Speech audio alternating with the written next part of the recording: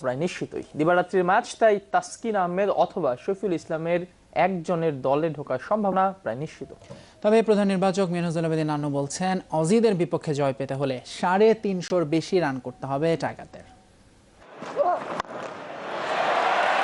ইংল্যান্ডের বিপক্ষে বাংলাদেশের 305 রান করে হার, টাইগারদের স্কোয়াডে 8 জন ব্যাটসম্যান খেলানোর তত্ত্ব নিয়ে চলছে সমালোচনা।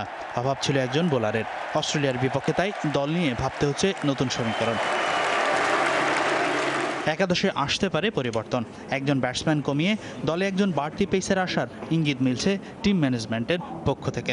সেকেন্ড ম্যাচটা কিন্তু আরেকটা ডিফিকাল্টি প্রবলেম আছে, এটা হলো ডে নাইট খেলা।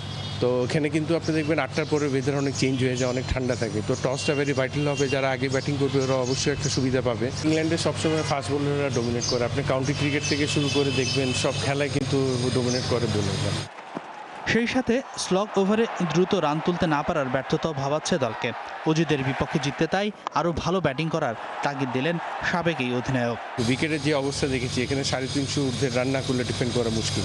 তো সেই সময় মনে করি যে ব্যাটসম্যানদের আরও একটু গত ম্যাচটা আমরা যদি 40-50 রান বেশি করতে পারতাম, তাহলে একটা সময় গিয়ে ইংল্যান্ড কিন্তু চার্জ করলে কিন্তু উইকেট ফেল করতে পারতাম।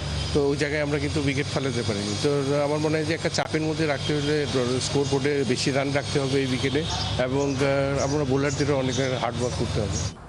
এদিকে অস্ট্রেলিয়া নিউজিল্যান্ডের ম্যাচে পয়েন্ট ভাগাভাগি হওয়ায় সেমিফাইনালের সমীকরণ এখন পরিষ্কার।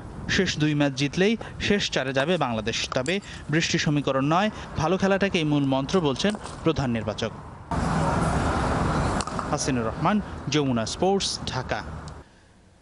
এদিকে চ্যাম্পিয়ন্স ট্রফির সবচেয়ে হাই ভোল্টেজ ম্যাচ কাল। 2015 বিশ্বকাপের প্রায় 2.5 বছর পর ওয়ানডে ক্রিকেটে আবারও পাক ভারতের ধ্রুপদী লড়াই। চ্যাম্পিয়ন্স ট্রফির গ্রুপ বির দ্বিতীয় ম্যাচে বার্মিংহামে মুখোমুখি হবে দু দলের মধ্যকার ধ্রুপদী লড়াইটি শুরু হবে বাংলাদেশ সময় বিকেল 3:30টায়। উত্তেজনার বারুদে ঠাসে এই ম্যাচের আগে বার্মিংহামে সকালে আর বিকেলে বৃষ্টির শঙ্কা রয়েছে, তাই 4 পেসার নিয়ে মাঠে নামতে পারে ভারত। এদিকে সরফরাজ আহমেদের নেতৃত্বে অনেকটা অনভিজ্ঞ দল নিয়েই খেলবে পাকিস্তান, যেখানে তাদের বড় ভরসা শোয়েব মালিক, মোহাম্মদ হাফিজ, মোহাম্মদ আমের, ওয়াহাব রিয়াজ, আজহার আলীরা। ভারতের বিপক্ষে তুরুপের তাস হতে পারে শাদাব খান। হাই ভোল্টেজ ম্যাচের আগে পাকিস্তানের মতো জয় চোখ ভারতেরও, তবে ধ্রুপদী লড়াইয়ের আগে সাম্প্রতিক পরিসংখ্যান আর পারফরমেন্স এগিয়ে রাখছে ভারতকে।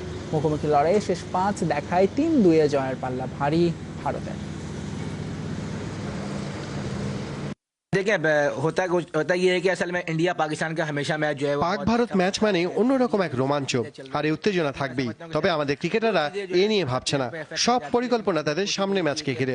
ক্রিকেটাররা যদি নিজের পারফরমেন্স নিয়ে ভাবে তাহলে আশা করি ভালো কিছুই হবে। इंडिया पाकिस्तान का मैच होगा, हाई पीरियड